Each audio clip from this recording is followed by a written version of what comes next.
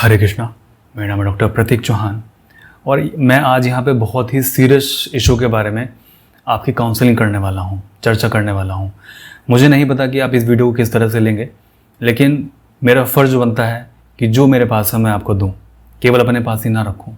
जो मुझे ज्ञात है, ज्ञान है, वो मैं आपके पास में शेयर करूँ। तो मेरा टॉपिक है आज का आत्महत्या। आत्महत्या के रूप में मैं काउंसलिंग करने वाला हूँ। देखिए, मुझे नहीं पता कि साइकेट्रिस्ट किस तरह से काउंसलिंग करते हैं या फिर किस तरह से लोग मोटिवेट करते हैं, क्योंकि मुझे लगता है कि मोटिवेशन केवल आंख बंद करके भागना है। जब आप किसी को मोटिवेट करते हो, मोटिवेट करने से क्या होता है? मोटिवेट करने से आपका जो रश ऑफ द ब्लड है, मैं विज्ञान की बात करूँगा, मोटिवेशन जब मिलता है आपको तो आपका जो रश ऑफ द ब्लड है, ये वैज्ञानिकों ने इसको प्रूव किया है। खून का जो दौरान है आपके, वो आपके पिछले वाले दिमाग के अंदर जाता है। जब आप मोटिवेट होते हो तो मोटिवेट करने, जब मोटिवेशन में जब आप आते हो तो आपको कुछ चाहिए होता है, कुछ करने के लिए, हाथों से पैरों से, जबकि मोटिवेशन के बाद में आपको शांति मिलनी चाहिए। तो मोटिवेशन एक अंधी दौड़ है। अंधी दौड़ क्यों है? आँख मीच के भागना क्यों है? नंगे पैर आँख मीच के भागना मोटिवेशन क्यों है? क्योंकि ये जो हमारा पिछले वाला दिमाग है ना, ये जिसको हम बोलते हैं सेरिबेलम, सेरिबेलम, ये जो दिमाग है हमारा, ये एक्चुअल में रेप्टाइल ब्रेन है जो कि हमें जानवरों से मिला है। और जानवरों के अंदर सोचने समझने की शक्ति इतनी ज़्यादा विकसित नहीं हुई है जितनी इंसान के अंदर हुई है। उनके अंदर भी होती है बट इतनी नहीं होती है। हमारा जो दिमाग सोचने का काम करता है वो करता है हमारा cerebral cortex and cerebral medulla, अगला हिस्सा हमारा, और ये वाला हिस्सा पिछला नहीं। तो जब कोई आपको मोटिवेट करता है, वो चाहे कोई भी हो, कोई भी बहुत अच्छे से अच्छा स्पीकर हो, तो आपके अंदर एक जोश बन जाता है, जोश आ जाता है आपके अंदर। बट वैज्ञानिकों ने MRI से प्रूव किया है, फंक्शनल MRI से प्रूव किया है कि जब आप किसी मोटिवेशन की इन्फ्लुएंस में आते हैं, मोटिवेशन के जब आप अंडर में आते हैं, तो जो आपका रश ऑफ द ब्लड है वो आपके पिछले वाले दिमाग के अंदर जाता है। तब आपको लगता है कि जोश जोश में आप कुछ भी कर दो। देखा है ना, जब किसी लड़ाई होती है तो चोट भी लगती रहे तो पता नहीं लगता। हाँ, वो इसलिए क्योंकि आपके जो दिमाग का जो ब्लड है वो हमारे पिछले दिमाग के अंदर होता है। और जब लड़ाई शांत हो जाती है, फिर अब धीमे धीमे जब आप नॉर्मल स्थिति में आते हो, जब रश ऑफ द ब्लड, खून का दौरान जब आपके सेरेब्रल कॉर्टेक्स में जब वापस घूम के आता है, तब पता लगता है अरे यार यहाँ चोट लग गई, अरे यार वहाँ चोट लग गई। सेम ऐसे एग्जामिनेशन के अंदर होता है, सेम ऐसी लड़ाइयों के अंदर होता है, सेम ऐसी बोलचाल में जब किसी से लड़ाई झगड़ा हो तब होता है, ऐसा होता है। आपका रश ऑफ द ब्लड, खून का दौरान पीछे चला जाता है सेरिबेलम में, क्योंकि जब एग्जाम में आप जाके बैठते हो ना, तो ये आपके लिए एक चैलेंज है, वो आपके ऊपर एक अटैक है। तो अटैक से बचने के लिए जाहिर सी बात है कि आप जानवर की एवोल्यूशन के टर्म में आप जानवरों से होकर आए हैं। चार्ल्स डार्विन के जो हमारा एवोल्यूशन है, आप जानवरों से होकर आए हैं। तो जाहिर सी बात है कि पहला रेस्पॉन्स आपका वो होगा। लेकिन परंतु जब धीमे धीमे आप शांत होकर बैठते हो, तब आपको धीमे धीमे क्वेश्चन के आंसर याद आते हैं। शुरू में तो आपके हाथ पैर कपते हैं, ऐसे ऐसे ऐसे ऐसे ऐसे ऐसे। हाथ पैर क्यों कपते हैं? क्योंकि ये हमारा जो सेरेबेलम है, ये हमारे हाथ पैर को कंट्रोल कर रहा है। और जब यहाँ पे रश ऑफ द ब्लड ज़्यादा होगा तो जाहिर सी बात है कि हमारे हाथ पैर कंपन होना शुरू करेंगे। परंतु जब यहाँ से रश ऑफ द ब्लड, खून का दौरान कम होकर जब हमारे सेरेब्रल कॉर्टेक्स में पहुंचेगा, तब आपके अंदर सोचने समझने की शक्ति आएगी, तब आप चीज़ों को समझ पाएंगे। तो आत्महत्या के ऊपर मैं कोई मोटिवेशन का भाषण यहाँ देने नहीं वाला हूँ, मैं केवल आपको समझाने वाला हूँ। समझाने के लिए मैं केवल एक जस्ट छोटी सी कहानी आप लोगों के साथ में शेयर करूँगा। समझ में आने वाली बात है, केवल मैं आपको समझाऊंगा, कोई मोटिवेशन नहीं है, कुछ नहीं है। और ये जो मेरे चैनल है, केवल मैं सब लोगों को समझाता ही हूँ, कोई मोटिवेट नहीं करता हूँ। एक कहानी है, आप खड़े हैं बिल्कुल नीचे, कहानी में मैं और आप ही हैं, और मैं खड़ा हूँ 10वीं मंजिल पे, छत पे जाके। ओके, मैं हूँ, हम मार्केट में हम घूमने गए हैं, आप और मैं हैं, हम मार्केट में घूमने गए हैं, जा रहे हैं मार्केट में। तो मेरा मन किया कि यार चलो मैं 10वीं मंजिल पे जाके देखता हूँ कि 10वीं मंजिल पे क्या क्या नज़ारे मुझे दिखाई देते हैं। और आपने कहा कि नहीं नहीं, मुझे 10वीं मंजिल पे नहीं जाना, मैं नीचे ही ठीक हूँ। तो आप नीचे ही खड़े हो गए और मैं चला गया 10वीं मंजिल पे ऊपर, मैं बिल्कुल छत पे चला गया। अब मुझे दूर दूर का मुझे दिखाई दे रहा है। अब मैंने आपसे कहा, मैंने आपको फ़ोन किया, क्योंकि आवाज़ तो नीचे पहुँच नहीं पाएगी ना, तो मैंने आपको फ़ोन किया, आपने फ़ोन पिक किया और मैंने कहा कि मुझे आ रहा है नज़र कि बहुत दूर से एक ट्रक चला हुआ आ रहा है, फौजियों का ट्रक है, बहुत दूर से वो चला हुआ आ रहा है।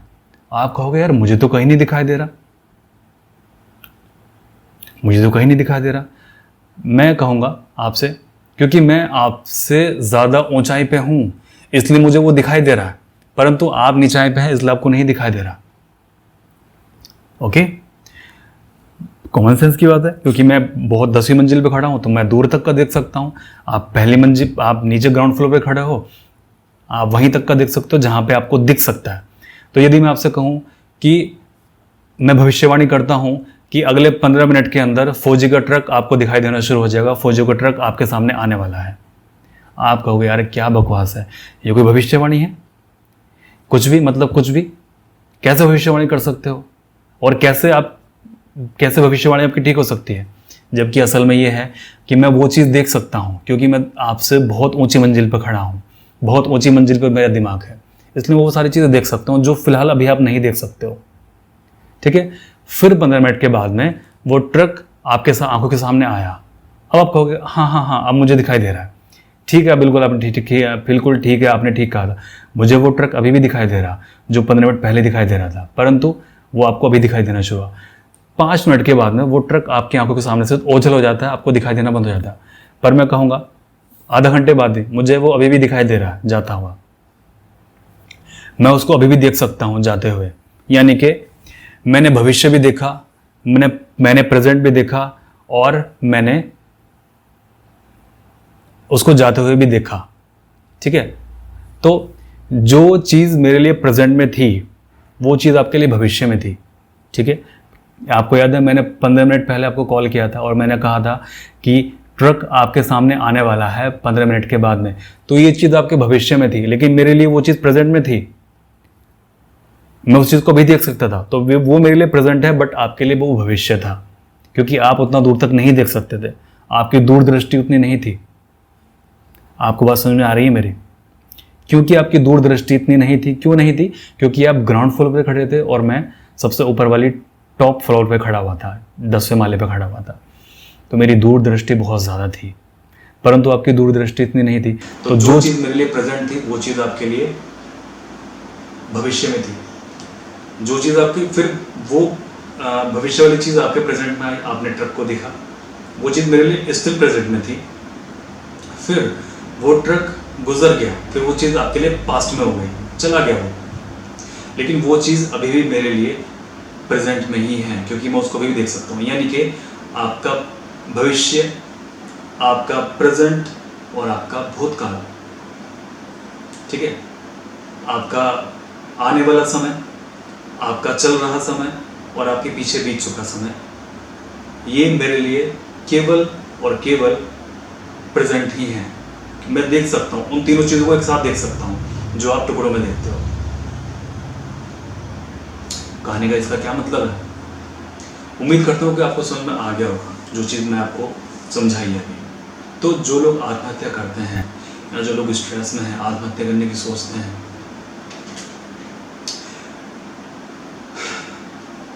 मैं बात करूँगा फिर से उसी चीज़ की, क्योंकि वो चीज़ मैंने सब देखी है। मैं वो चीज़ें दूरदृष्टि देख सकता हूँ जो फिलहाल अभी आप नहीं देख सकते। मैं बात करूँगा आपके पिछले जन्म की, इस जन्म की और आपके आगे आने वाले जन्म की, क्योंकि अपना पिछला जन्म मैं देख चुका हूँ कि मैं पिछले जन्म में क्या था, कौन था, कैसे था। प्रेजेंट देख ही रहा है और भविष्य आपका दिखाई दे रहा है जो आपका आने वाला है। तो क्या चीज़, अभी आप सोचोगे मैं कैसी बात आपसे कर रहा हूँ, तो क्या पुराना जन्म भी कोई होता है? आप कहोगे नहीं होता। बहुत से लोग इसे बिलीव नहीं करेंगे। मत कीजिए बिलीव। क्यों बिलीव नहीं कर सकते आप? क्योंकि अभी आप ग्राउंड फ्लोर पे खड़े हुए हैं, आपकी दूरदृष्टि उतनी नहीं हुई है, इसलिए मैंने वो लॉजिक लगा के समझाया था आपको। और मैं 10वें माले पहुँच चुका हूँ, मेरी दूरदृष्टि उतनी हो चुकी है कि मैं वो चीज़ें देख सकता हूँ जो चीज़ आप नहीं देख सकते हो। आपको वो चीज़ें देखने के लिए 10वें माले पे आना पड़ेगा मेरे साथ, और आप चाहो तो मैं 10वें माले पे आपको लेके चल सकता हूँ, 10वीं मंजिल पे आपको लेके चल सकता हूँ, यदि आप चाहें तो, और केवल यदि आप चाहें तो ही। मैं चाहूँ तो उससे नहीं होगा, आप चाहें तो इससे होगा। ठीक है, यदि आप चाहें तो मुझे नीचे कमेंट बॉक्स में कमेंट जरूर कीजिए कि आप भी 10वें माले पे आना चाहते हैं कि नहीं आना चाहते हैं, कि जो मेरी दृष्टि, दूरदृष्टि है, उससे आप दुनिया को देखना चाहते हैं कि नहीं देखना चाहते हैं। ठीक है, आपने किसी सिचुएशन से परेशान होकर आत्महत्या करने का सोचा, आपके मन के विचार के आपके मन के अंदर विचार चल रहा है कि मैं आत्महत्या करूं, लेकिन इससे पिछले जन्म में जब आप थे तब भी तो आपने कोई ऐसा कांड किया होगा। इससे पिछले जन्म में जब आपके सामने परिस्थितियां आई होंगी ऐसी, क्योंकि आत्महत्या आदमी बड़ी मजबूरी में करने की भी सोचता है। इससे पिछले जन्म में जब आपके सामने परिस्थितियां आई होंगी, उससे आप नहीं निपट पाए होंगे और आपने वो शरीर छोड़ दिया हो, वो चाहे आपकी नेचुरल डेथ हुई हो, वो चाहे पिछले जन्म में भी आपने आत्महत्या की हो। मैं तो ये कहूँगी चलो पिछले जन्म में भी आपने आत्महत्या की, तभी आत्महत्या के संस्कार आपके अंदर आज भी हैं, तभी आत्महत्या के ख्याल बार बार आपको आते रहते हैं। क्यों? क्योंकि एक बार वो अटेम्प्ट कर चुके और पता नहीं कितनी बार आप कर चुके होंगे पहले भी, लेकिन क्या उससे बेनिफिट आपको मिला? फिर इस जन्म में आपको वही मोड़ ले आया, फिर इस जन्म में आप वहीं आ गए घूम फिर के आत्महत्या पे। क्यों? कुछ सीखा आपने, और जितनी बार आप जन्म लेते रहेंगे आत्महत्या को करके करके करके करके बार बार डिफ़िकल्ट सिचुएशन और होती जाएगी। आप ये मत सोचना कि शरीर खत्म हो जाएगा तो आपका दर्द खत्म हो जाएगा। आप ये मत सोचना कि शरीर के साथ ही दर्द खत्म हो जाता है। नहीं, शरीर के साथ दर्द खत्म नहीं होता। भाई दर्द तो आपका चेतना में है ना, दर्द तो आपकी बाकी बॉडीज़ के अंदर है। ये तो आपका केवल स्थूल शरीर जिसको आप छोड़ देते हो, इसके बाद में आपके 4 शरीर और बचते हैं जो कि आपके साथ में आपके जाते हैं। ठीक है, ये जो अन्नमय कोश है ये आपका छूट जाता है, ये जो स्थूल शरीर ये आपका छूट जाता है, लेकिन बाकी जो है आपके विद्युत शरीर, विज्ञानमय शरीर, आनंदमय शरीर, मनोमय शरीर, ये 4 शरीर आपके साथ में जाते हैं और इन 4 शरीरों को ही कष्ट भोगना पड़ता है। फिर जैसे मान लीजिए कहानी के रूप में ही बताऊंगा, पिछले जन्म में आपने आत्महत्या की किसी सिचुएशन से परेशान हो गए, फिर जब आपकी आत्मा निकली तो आपने देखा अरे कितनी बड़ी गलती मैंने यहाँ पे कर दी, कितनी बड़ी भूल मैंने कर दी, मैं तो यही चीज़ तो सीखने में आया था और इस चीज़ को मैंने स्किप कर दिया। एक्चुअली आत्महत्या होती है चीज़ों को स्किप करना, चीज़ों को छोड़ना। आप यूट्यूब की तरह उसमें ऐड स्किप नहीं कर सकते हो, स्किप को कोई पनिशमेंट नहीं होता। तो आपने उस लाइफ को स्किप कर दिया, फिर आपको नेक्स्ट बर्थ में फिर आपको लेना पड़ेगा वही चीज़ सीखने के लिए, लेकिन वो चीज़ आपको याद नहीं है। मैं आपको याद दिलवा सकता हूँ यदि आप मुझसे जुड़ते हैं तो मैं वो चीज़ आपको याद दिलवा सकता हूँ। तो आत्महत्या करने से पहले मुझसे एक बार आप संपर्क जरूर कर लें, मैं आपको वो सारी चीज़ें याद दिलवाऊँगा जो फिर आप सोचोगे, फिर आप हंसोगे उन चीज़ों पे जो आप नादानी करने जा रहे थे। हंसोगे खुद पे, खुद को मूर्ख कहोगे कि मैं कितना बड़ा मूर्ख था कि मैं सारी नादानी करने जा रहा था। तो मैं कोई मोटिवेशन नहीं करूँगा और ना ही मैं किसी समस्या को सॉल्व करूँगा, मैं केवल आपको जगाऊँगा जो आप सोए हुए हो, क्योंकि आप सोए सोए ही आत्महत्या कर लेते हो, क्योंकि आप सोए सोए हैं वरना आत्महत्या के बारे में सोचते भी नहीं। समस्याएं तो आपको देखिए खुद सॉल्व करनी पड़ेगी अपनी, क्योंकि जब आप जागोगे तो आप समस्या सॉल्व कर पाओगे। तो आत्महत्या करने से पहले आप मेरे बताए गए उस रास्ते पे जरूर चलना जो मैं आपको बताऊंगा। ठीक है, महीना, 1 महीना, 6 महीने, और फिर आप मुझे बताना कि फिर आप खुद हंसोगे, फिर क्या पता होगा मुझे, फिर आप हंसोगे, बताने के लिए बचेगा नहीं। ठीक है, तो आप पिछले जन्म में आपने आत्महत्या की, इस जन्म में भी आत्महत्या करने का सोच रहे हो, लेकिन जब अगली बार आप बर्थ लोगे ना, अगला वाला, तो वो इससे भी ज़्यादा टफ होगा, इससे भी ज़्यादा भयंकर चीज़ आपके सामने आने वाली है। तो कोई बेनिफिट नहीं है, ये कोई मोटिवेशन वीडियो नहीं था, ये केवल आपको समझाने के लिए था। और सभी चीज़ें मैंने इसलिए समझाई विज्ञान की दृष्टि से भी और आध्यात्म की दृष्टि से भी और कहानी की दृष्टि से भी, ताकि आपके दिमाग के अंदर पड़ सके ये सारी चीज़ें। और यदि आपको लगता है कि कोई बंदा डिप्रेस है, परेशान है, तो ये वीडियोस को आप शेयर कर सकते हैं। मैं जानता हूँ कि वीडियो लंबी हो गई है, लेकिन चीज़ों को समझाने में समय लगता है, केवल एक चुटकी बजाकर चीज़ें समझ में नहीं आती हैं। मेरा काम मोटिवेशन करने का नहीं है, मोटिवेशन एक अंधी दौड़ है। मेरा काम आपको जगाना है।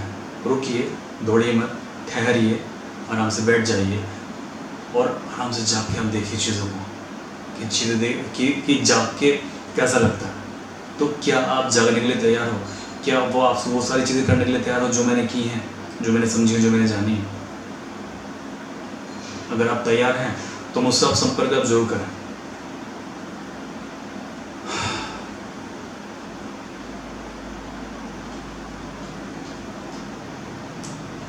ओके, तो उम्मीद करता हूँ कि आप मेरे साथ में चढ़ना चाहेंगे 10वें माले तक। 10वें माले पहुँच के वो दूरदृष्टि से देखना चाहेंगे कि जो चीज़ें भविष्य में हैं, जो चीज़ें प्रेजेंट में हैं और जो चीज़ें जा चुकी हैं।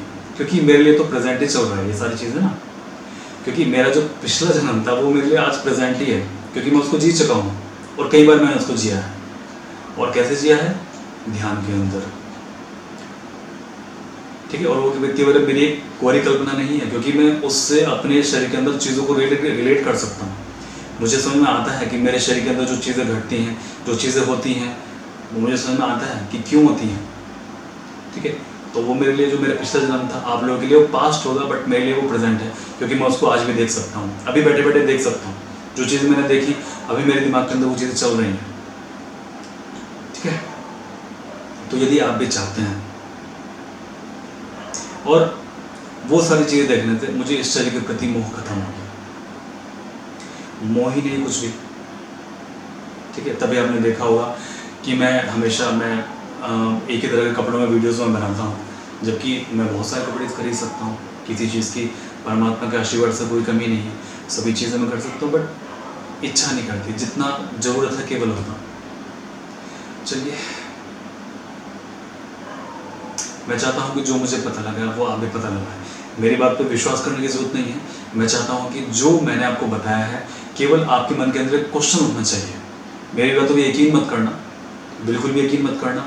आप तो कहना कि मैंने जस्ट से आपको कहानी सुना दी, लेकिन यदि आप सोचिए कि यदि मेरी कहानी में इतनी सी भी सच्चाई है, 0.1% भी, तो क्या ये बात आपको पता नहीं होनी चाहिए? तो क्या आपको इसका एक्सपीरियंस नहीं होना चाहिए? यदि मेरी बात 99.99% झूठ है और 0.1% अगर वो सच है, तो क्या आपको इस चीज़ का एक्सपीरियंस नहीं होना चाहिए? तो क्या आप उस जर्नी में नहीं जाना चाहते हो जिसका मैंने एक्सपीरियंस किया? तो मैं आपसे ये कहूँगा कि मेरे बातों पर यकीन मत करना, मेरी बातों को जानने की कोशिश करना, और जिस तरह से मैंने जाना है आप भी उस तरह से जानें। तो मैं ये नहीं कहूँगी आत्महत्या कोई सोल्यूशन नहीं है, मैं तो कहूँगा कि आत्महत्या कभी कोई होती ही नहीं है, क्योंकि आपका केवल स्थूल शरीर मरता है, आपके जो 4 शरीर बचते हैं वो जिंदा ही रहते हैं, और वो फिर कष्ट भोगते हैं, क्योंकि मृत्यु जैसा तो इस दुनिया में कुछ है नहीं। मृत्यु तो बहुत बड़ी झूठ चीज़ है, परंतु क्या करोगे आप ये सारी चीज़ें करके?